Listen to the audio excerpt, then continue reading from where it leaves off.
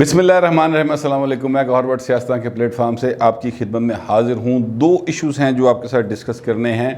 एक इशू है मरीम नवाज साहबा से रिलेटेड कि वो क्यों खामोश हो गई हैं, और दूसरा जो इशू है वो ये है कि जनाब बजट आ रहा है, ज़ाहिर है पंजाब का भी और फेडरल का भी, तो पंजाब की हद तक तरीन ग्रुप क्या करेगा, इस बारे में आपको आगाही फराहम करनी है। मैंने पहले बात कर लेते हैं मरीम नवाज साहबा की। मरीम नवाज साहबा के बारे में तासुर ये है कि वो नाराज़ हो गई हैं और नून लीग की मुफाहमती पॉलिसी से वो ज़्यादा इत्तफाक़ नहीं करती, बल्कि मज़ाहमत की तरफ जाना चाहती हैं। इसलिए चूँकि नून लीग अब डील के करीब जा रही है या डील हो गई है उनकी, तो इसलिए वो नाराज़ होकर घर बह गई कि जो फिर मैं नहीं खेड़ दी।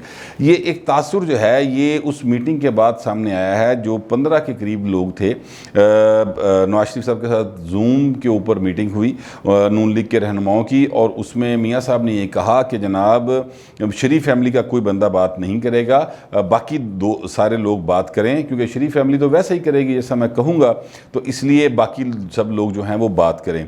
इसके बावजूद हमज़ा शहबाज साहब ने बात की, और फिर ये भी कहा जा रहा है कि जनाब चूँकि हमज़ा को बात करने दी गई और मरीम को बात नहीं करने दी गई, इसलिए मरीम साहबा जो हैं वो नाराज़ हो गई। अच्छा, अब मैंने इस हवाले से चेक किया तो ऐसी कोई बात सिरे से नहीं है।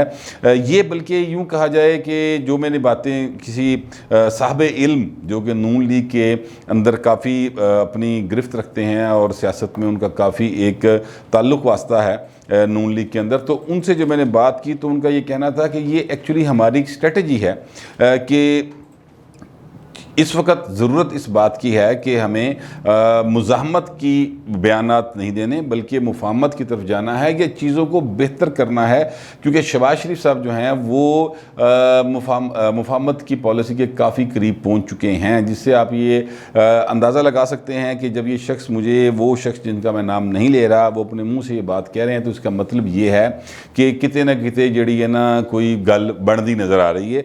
इसलिए मरीम नवाज साहबा को खामोश करवाया गया है, और मरीम नवाज साहबा जो हैं वो अभी कोई ऐसी बात नहीं करेंगी जिससे कि मज़ीद ना सिर्फ ये कि इस्टेब्लिशमेंट नाराज़ हो, बल्कि पीपल्स पार्टी को भी वो नाराज़ करने वाली इस वक्त गुफ्तगू नहीं करेंगी। बस यही गुफ्तगू होगी जो कि मुस्लिम लीग नवाज़ कर रही है, और वो इमरान खान की हुकूमत के ऊपर तनकीद है, और वो ज़ाहिर है वो पोजीशन है, वो उसका काम है, वो करती रहेगी। लेकिन नज़दीक पहुँचते जा रहे हैं वो डील के। ये एक अहम बात है कि मुस्लिम लीग नवाज़ जो है वो डील के करीब जाती आ रही है, होती जा रही है, या समझ लें कि अब कुछ दिन बाकी रह गए हैं, गल रह गई थोड़े दिनों की, तो वो लगता ही है कि बजट के पास वो डील हो जाएगी, और उसके बाद फिर इमरान खान का बोरिया बिस्तर गोल हो जाएगा। लेकिन जाहिर है सियासत है, इसमें कुछ भी हो सकता है। अब मरीम नवाज साहबा कब बोलेंगी, ये बहुत अहम सवाल है। तो वो बताया ये गया है कि मरीम नवाज साहबा के ज़िम्मे लगाया जा रहा है इलेक्शन मुहिम, जो कि कश्मीर का इलेक्शन होगा। उसमें अब कश्मीर के इलेक्शन में कोई 1-1.5 माह रह गया है, अगरचे NCOC जो है वो ये कह रहा है कि जनाब कोविड बड़ा फैल रहा है तो वहाँ पे इलेक्शन ना करवाएं। मतलब अब अंदाज़ा लगाएं कि NCOC का क्या तल्लक वास्ता है इलेक्शन के साथ। ये तो इलेक्शन कमीशन ऑफ पाकिस्तान बताए क्या हालात हैं, और इलेक्शन की तरफ जाए या नहीं जाए, उसका ये मामला है। NCOC कौन है, हर पास से मुँह मारदा फिरदा। बट एनीवेज, मरीम नवाज साहबा जो हैं वो जब इलेक्शन होंगे कश्मीर के, तो उसकी मुहिम वो चलाएंगी, क्योंकि मरीम नवाज साहबा जो हैं मुस्लिम लीग नवाज़ में, अगर मैं ये कहूँ कि वो सबसे ज़्यादा क्राउड पुलर हैं। इवन मुझे तो समटाइम ये लगता है कि वो मियाँ नवाज शरीफ से ज़्यादा क्राउड पुलर हैं, और लोग उनकी बात को ज़्यादा सुनना पसंद करते हैं। तो ये कोई, मुझे लगता है कि वो गलत बात नहीं है, क्योंकि मरीम साहबा ने जिस दिलेरी के साथ पिछले 2.5-3 साल के दौरान अपने आप को इमर्ज किया है एज ए पॉलिटिकल लीडर, और जो उनको जिस तरह से उनको सिखाने वाले जो हैं, यानी उनके उस्ताद मोहतरम, मैं परवेज़ रशीद साहब की बात कर रहा हूँ, वो बड़े अच्छे इंसान हैं परवेज़ रशीद साहब, और बड़ी सुलझी हुई बात करते हैं। अगर तंज भी करें तो बड़े ही सुलझे हुए अंदाज में तंज करते हैं। उन्होंने 2 ट्वीट्स भी किए हैं तंज पर मबनी, उनका भी मैं जिक्र करता हूँ। तो वो मरीम नवाज साहबा को उन्होंने जिस तरह की ट्रेनिंग दी है, उसके बाद ये बात उनसे तवक्का रखना मरीम नवाज से कि वो जब बोलेंगी तो वो किसी के लिए नरमी रखेंगी, तो मेरा नहीं ख्याल कि वो नरमी रख सकेंगी। इसलिए मियाँ नवाज शरीफ साहब ने उन्हें कहा कि फ़िलहाल पुत्र तू ज़रा चुप कर जा, वेला आएगा जिसलिए तू बोलेंगी, लेकिन फ़िलहाल चूँकि शहबाज साहब को कहा गया कि वो अपनी डील के मामले को, जो डिमांड्स हमने दी हैं, जिसका मैंने कल आपको वीलॉग्स में बताया था, तो वो डिमांड्स को मीट करने के लिए मियाँ साहब को टाइम चाहिए, तो आप उन्हें वो टाइम दें। अगर वो उस चीज़ों को पूरा करवा लेते हैं हमारी डिमांड्स को, तो फिर बात आगे बढ़ जाएगी। अगर वो पूरा नहीं करवा पाते तो फिर चीज़ें जो हैं वो आपके दोबारा हाथ में आ जाएंगी, फिर हम मज़ामत की तरफ दोबारा चल पड़ेंगे। लिहाजा ये मुस्लिम लीग नून के दो फेसेस हैं, एक मुज़ाहमत का, एक मुफाहमत का। और ये फेसेस अगर आप नोट करें तो शुरू से ऐसे ही हैं। 93 से लेके अब तक शहबाज शरीफ साहब जो हैं वो मुफाहमत की पॉलिसी लेके चलते हैं, और मियाँ साहब जो हैं वो ज़रा मुज़ाहमत की पॉलिसी लेके चलते हैं। और फिर जब बात बन जाती है तो मियाँ साहब जो हैं वो खामोश हो जाते हैं और शहबाज शरीफ साहब एक्टिव हो जाते हैं। जब बात नहीं बनती तो फिर मियाँ नवाज शरीफ एक्टिव हो जाते हैं। तो इस तरह का सीन जो है वो सियासत में होता है, और ये कोई नई बात नहीं है, सियासत इसी चीज़ का नाम है और वो कर रहे हैं। परवेज़ ऋषि साहब जो हैं उन्होंने दो ट्वीट्स किए हैं। आज एक उन्होंने ट्वीट किया है कि एक इमारत है जो आपको दिखाई दे रही होगी, वो ऊपर जाके वो ज़रा टेढ़ी हो जाती है, तो नीचे उन्होंने लिखा कि मईशत ऊपर जा रही है। मतलब ये है कि उन्होंने तंजन कहा कि मईशत इंज दी उत्ते जा रही, इमरान खान जिस मईशत को कह रहे हैं। एक ट्वीट उन्होंने किया है, एक लतीफ़ा है जो उन्होंने ट्वीट किया है, और वो उसमें उन्होंने कहा है कि जी एक बंदे ने वज़ीर-ए-आज़म हाउस में फ़ोन किया और उसने कहा कि जी मैं वज़ीर-ए-आज़म बनना चाहता हूँ। तो आगे से जवाब मिला, क्या तुम पागल हो? तो उस शख्स ने कहा कि क्या वज़ीर-ए-आज़म बनने के लिए सिर्फ ये ही एक शर्त है या और भी कुछ है? तो मतलब ये है कि वो इस तरह से तंज कर रहे हैं लतीफ़ों के ज़रिए, जबकि इससे पहले कि अगर आप उनके ट्वीट्स देखें तो वो बड़े ही बेशक सुलझे अंदाज में, लेकिन बराह रास्त अपने जो है ना ख्यालात का इज़हार करते थे, जिसका मतलब ये है कि वो जो डील वाली गल है ना वो कितने नेड़े नेड़े होंदी जा रही है। इसलिए उनको भी रोक दिया गया है फ़िलहाल कि आप भी ज़रा थोड़ा सा एहतियात से रहें ताकि चीज़ें ख़राब ना हो और शहबाज साहब जो हैं जो काम कर रहे हैं वो कर सकें। साथ ही इस बात को भी ज़हन में रखना चाहिए कि हमज़ा शहबाज शरीफ साहब जो हैं वो पीपल्स पार्टी की तारीफ़ें करते फिर रहे हैं कि पीपल्स पार्टी को कह रहे हैं कि जनाब वो ऐवान का हिस्सा है, वो पीडीएम का हिस्सा है, ये नहीं है, उनके पास वोट हैं, वो ऐवान का हिस्सा है, तो अपोजिशन में भी वो बैठे हुए हैं। लिहाजा ये बातें करना कि पीपल्स पार्टी जो है वो अलग है, ये अपोजिशन को डिवाइड करने की बात है, इस तरह की बातें कल उन्होंने सियालकोट में की। तो वो क्यों इस तरह की बातें कर रहे हैं? आपको याद होगा कि बिलावल भुट्टो साहब ने हमज़ा साहब को बुला के डिनर भी दिया था, फिर वो हमज़ा साहब ने उन्हें बुला के लंच दिया था। तो ये वो सारे ताल्लुकात का असर है जो कि हमज़ा साहब जो कर रहे हैं। और वैसे भी कल को अगर फ़र्ज़ करें ना पंजाब में चेंज की ज़रूरत पड़ जाती है, और जैसा कि मैंने कल आपको बताया था कि अगर बजट पास नहीं होता तो फिर ज़ाहिर है कि पीपल्स पार्टी दे वोटां दी लोड़ पैनी है। तो वो उसी सूरत में मिलेंगे ना जब हमज़ा साहब के या नून लीग के किसी बंदे के बिलावल साहब के साथ ऐसे ताल्लुकात होंगे कि बात आगे बढ़ सके, तो फिर ज़रूरत पड़ेगी ना। इसी तरह कौमी असम्बली में अगर इन हाउस चेंज आता है तो फिर भी पीपल्स पार्टी के 44 या 45 वोट 54 या 55 वोट्स हैं, तो वो फिर चाहिए ना।